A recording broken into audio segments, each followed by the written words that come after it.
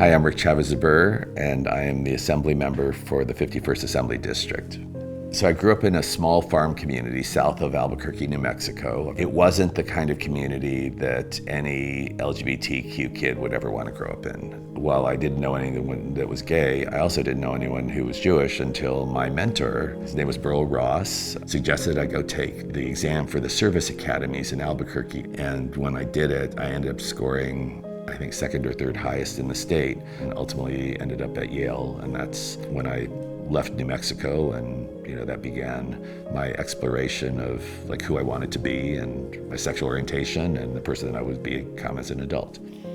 I did not come out really until I was in law school. So the whole time I was at Yale, it was so repressed that you could not be an openly gay person and actually have a real role in government. I knew about Harvey Milk, but that was sort of it. And it was really the AIDS crisis that caused me to become politically active again once I was here in LA. One of the first things I did was worked very hard to get Barbara Boxer elected.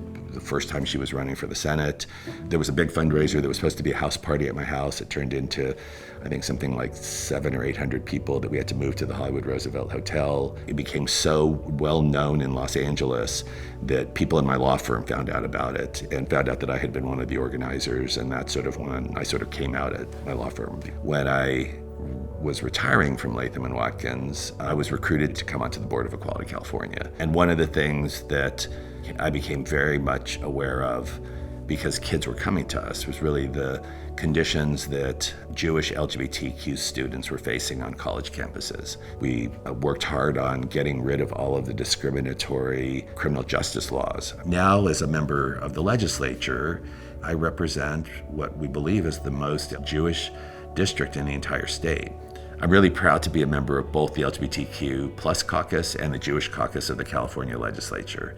And that's why my staff is grounded in the issues that the Jewish community faces. My district director used to work for the Jewish Federation. That is really one of the most important responsibilities I have.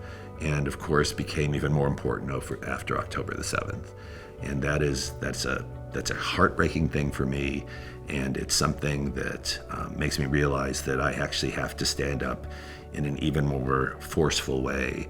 One of the things that we know is that people that are not LGBTQ, they rely on their faith communities when they are facing the greatest challenges in their lives. The ability to do that requires that we actually have culturally competent organizations supporting LGBTQ people in all faith communities, and that's one of the things that JQ does.